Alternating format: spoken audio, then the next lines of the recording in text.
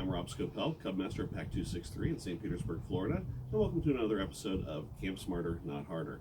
We're here at Joe's Creek Greenway Park in Leoman, Florida, and today's episode is going to be about family camps.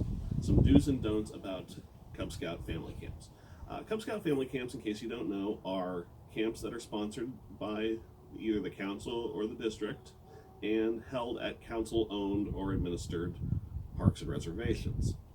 Now, the activities are usually pre-planned, as is the food, so you don't really have to bring food along to cook over the campfire unless you want s'mores or something like that. So what I'm going to do today is go through some of the do's and don'ts of family camp.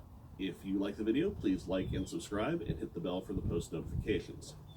Your first one is, do let your scout have fun. It's easy to hover and try to correct something that they may be doing wrong, or if they're impolite or something like that. But the whole experience is to make sure that they have a good time and a good overall outdoor camping experience. So if they do something that's in violation of the scout law or something like that, you can take them aside and address it with them privately. But don't try to hover, don't try to yell out different things, just let them have fun. Now on the flip side of that, if you're a parent, don't sit on the sidelines. The best thing you can do to help your kids' camping experience is to participate.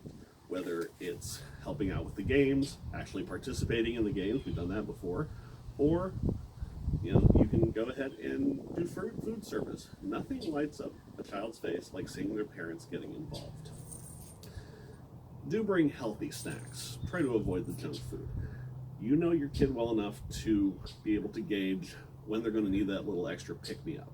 And even though you're going to get your 3 squares at the family camp, it's always good to be prepared. Don't bring an entire pallet of bottled water. Remember your 6 essentials. All you need is a refillable water bottle. That will get you through. There will be plenty of places where you can refill. So avoid the waste that comes with bringing a whole ton of bottled water. Do pay attention to the wildlife, and this goes back to our Leave No Trace. You have a whole bunch of wildlife that's going to be in and around your camp, but view it from afar. Don't interfere with it. Don't pick up eggs or anything like that, but also be aware of potential dangers.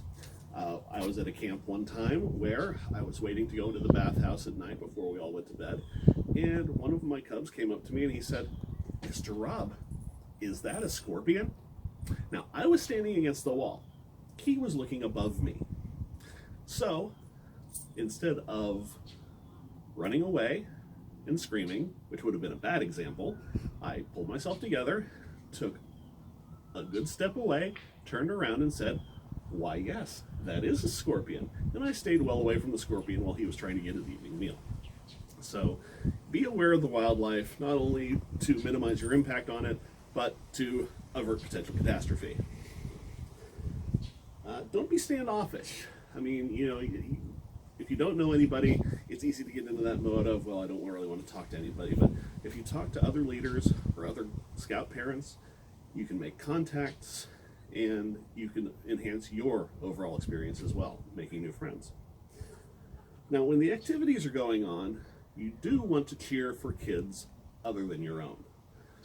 Everyone needs encouragement. And by the same token, don't cheer against anyone. That's not what this is about. This is about kids doing their best. And you want them to do their best, whether they're your kid or not. Now, do recognize when your scout is tired. I mean, you want them to participate in everything, but if they're exhausted and want to go to bed before the evening campfire, let them go to bed. Keeping them up is not going to enhance anybody's camping experience. Now, if they don't supply the tents at the family camps, which most of the time they don't, in my experience, don't forget to set up in a place free of roots, sticks, etc. You don't want a free chiropractic experience courtesy of the ground you're sleeping on. So just try to avoid that. Now, these are just a few pieces of advice that I've picked up over the years, just from experience and from talking to other people. So if you have any others that you want to add, please post those down in the comments. This has been Camp Smarter, Not Harder, and I'll see you in the next one. And remember, the Cub Scout motto and the Boy Scout motto: do your best and be prepared.